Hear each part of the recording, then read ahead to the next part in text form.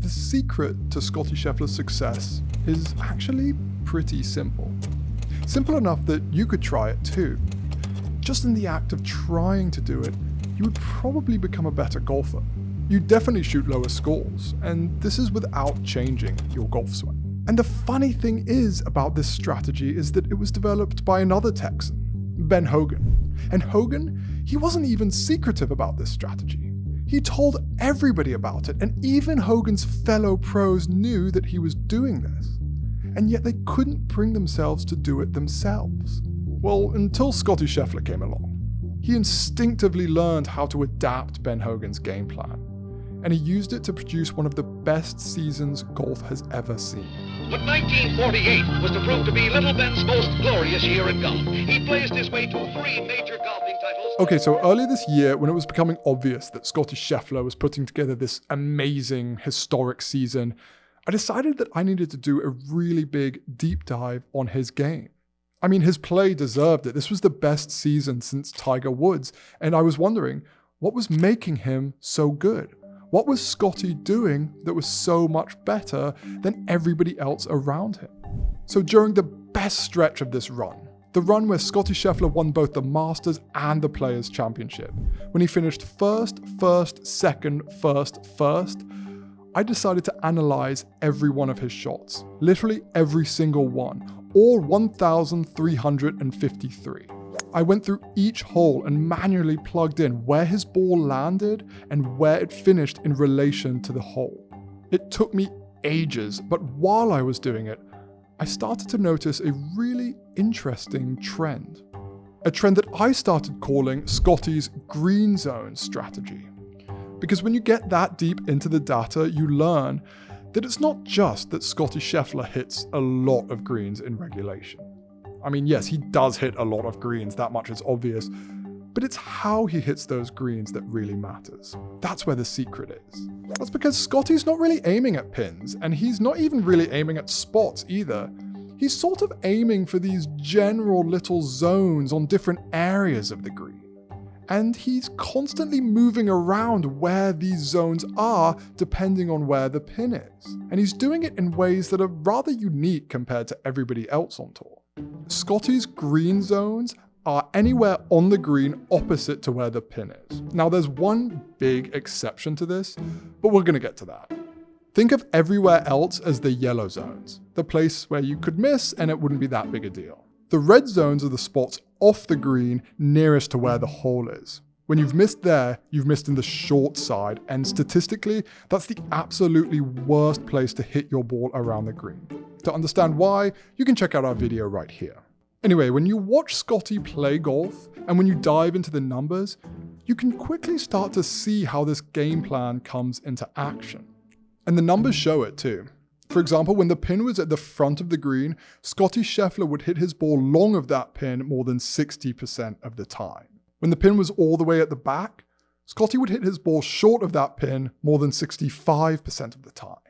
And even though his proximity to the hole was worse in these two pin locations, it was kind of a fair trade. Because when you look at his short side percentage to each of these hole locations, you'll find he missed in the short side just 2.9 and 3.2% of the time. So it's important to note here that Scottie's stats to both front and back pins are both way above tour average, but it's his ability to miss long when the pin is at the front that's really important.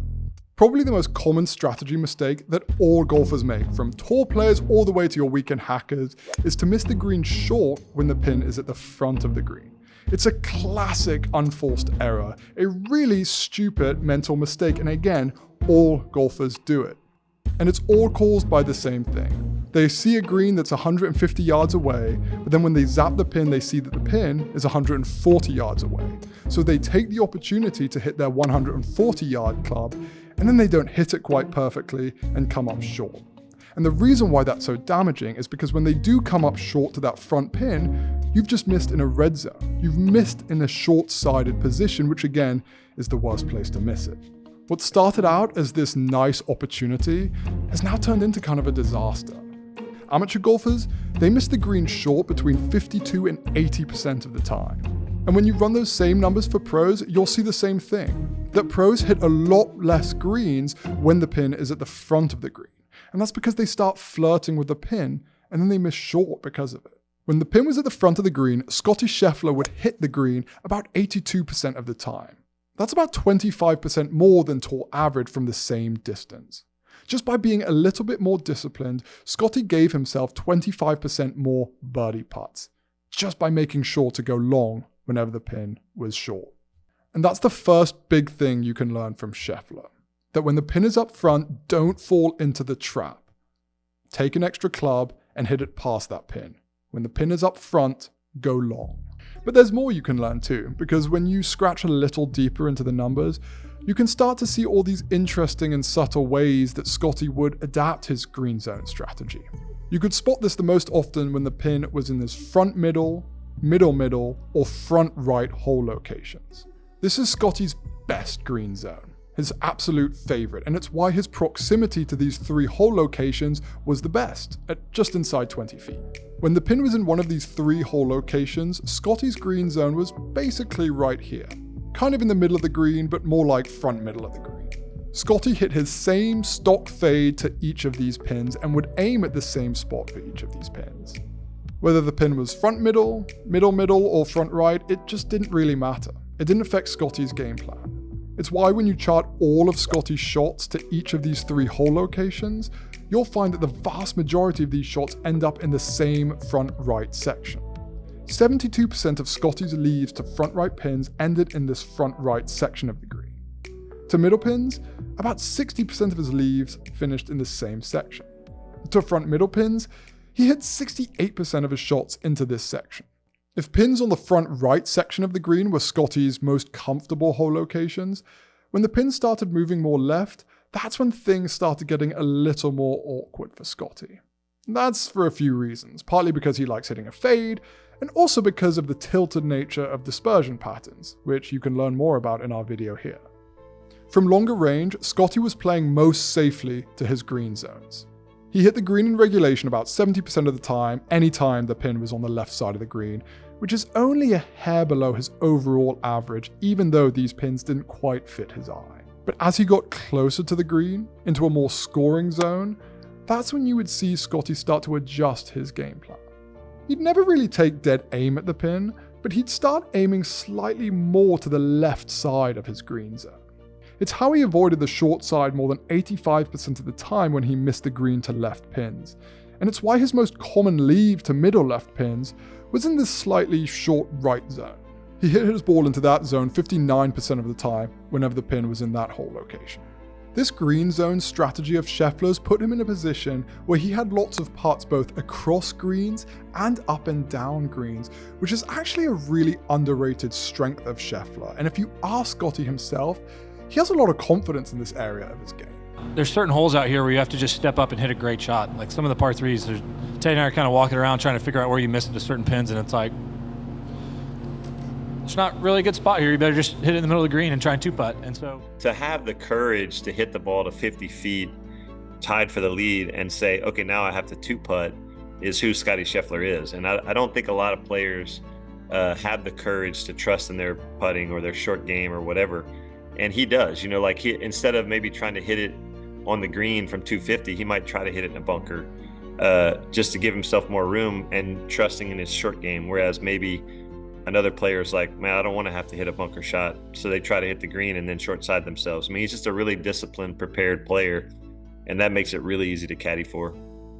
Despite all the talk of his putting, Scottie ranked 8th and 3rd in approach putt performance each of the last 2 seasons, and he finished inside the top 3rd on tour in 3-putt avoidance in both 2023 and in 2024. And this basically is how Scottie Scheffler put together this incredible season. He never really chased short birdie putts. He chased medium-length birdie putts. He prioritized distance control, but always made sure to give himself a safe buffer between his ball and the pin. When he got aggressive, he only got incrementally more aggressive. And he was relentlessly patient, waiting for those birdie putts to fall. And that too is what Ben Hogan did. It was a strategy he swore to until his dying day. Clubbing up to short pins was something Hogan talked about all the time. So was swinging softer whenever the pin was at the back. He wrote about pivoting left and right when the pin was on the right or left, basically chasing the margin of error wherever it was. And the best part is, this green zone strategy is actually pretty simple to follow. The rest of us, we may not be able to hit the ball like Scottie Scheffler or Ben Hogan, but we can follow this same strategy template. Because this strategy, it's all about trying to do the ordinary stuff. Because the more you try to do it, the more you'll tilt the odds in your favor. Yet so many golfers, they just can't bring themselves to do it. But Scheffler did, and that's the difference between good and great. Your ability to suck it up and stay disciplined. To let others make the dumb mistakes. To try to hit the smart shot even when you don't really want to. And in the words of Scottie Scheffler's caddy Ted Scott, to let your next shot be your best one.